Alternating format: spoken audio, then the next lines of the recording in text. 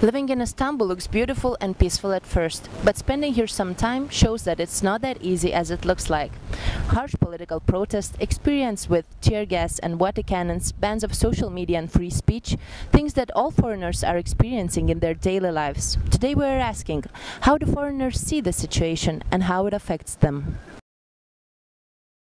I'm from California. Morocco. I'm from South Africa. The United States. I'm from Pakistan. I arrived in January and I am leaving in early June. 9 months now. I've been here for exactly a year and 1 week, yeah. Since August of last year, or excuse me, September of last year. For more than 3 years. I think interesting to talk to a lot of young people here and if they support or don't support the AKP. It's none of my business first, but I think it's kind of intensive, you know, with all the protests going on and people waiting to change and stuff. But I don't know. I mean, as I said, I'm foreigner. I don't really know what's going on. But from what I hear from the people, I think something is going wrong. Well, we have our own feelings towards things, especially when it comes to religion and the fact that there could be dictatorship in this beautiful country, which we all, of course, do not want.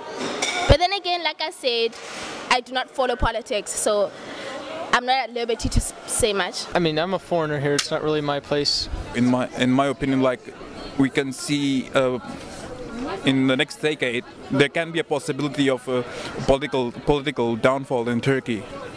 That's what I think.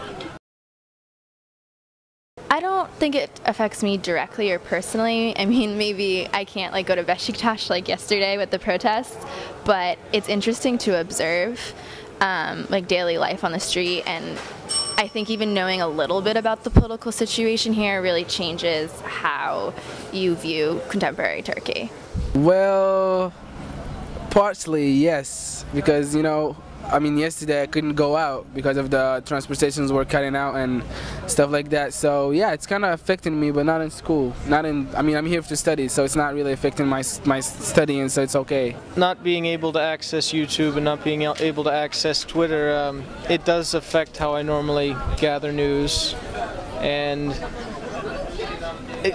for me, really, it's more of an inconvenience than have any real concrete, lasting effect.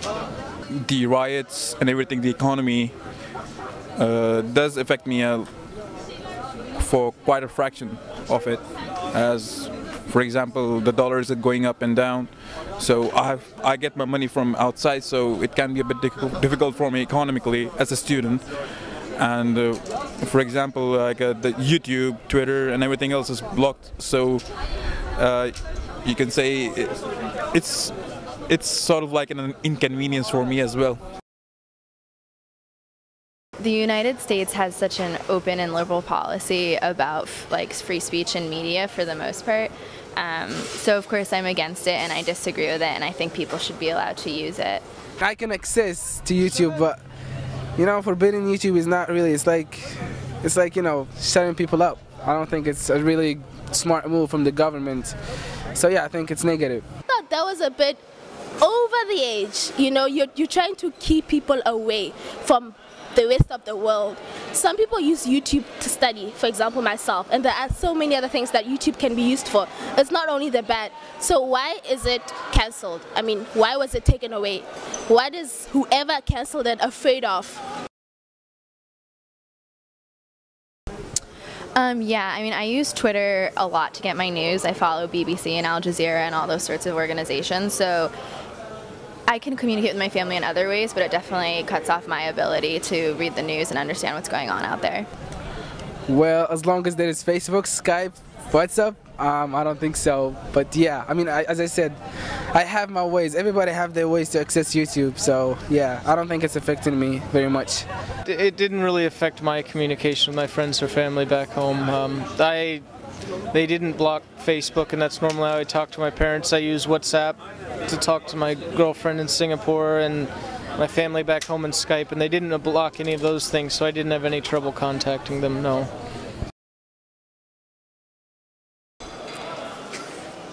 There is no comparison because my country is totally different from Turkey, as in the way the presidents are and stuff like that. Because here I believe that it is the minister or whoever who is more, like, he is higher than the president, apparently. I'm not sure, but in my country it's not like that. Decisions are not just made by one person. Everybody comes together, and if the president is overruled because his decision was selfish, it's overruled. It's a democratic country, and that's how it is. It's not led by religion, it's not led by anything else but democracy for the people. Well, the U.S. is the media capital of the world, and closing media outlets is very frowned upon there, but the United States also has its own issues with media. I think the major difference between media here and in the United States is the patterns of ownership. Most of the major news outlets here in Turkey are owned by AK Party members, and government officials don't really own news networks in the United States, even though since private enterprises and politics are very well connected in the U.S.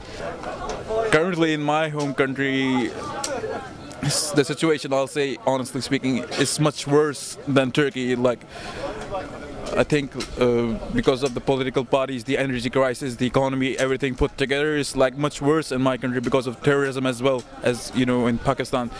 So I think Turkey is way better off than Pakistan comparatively, but it can go towards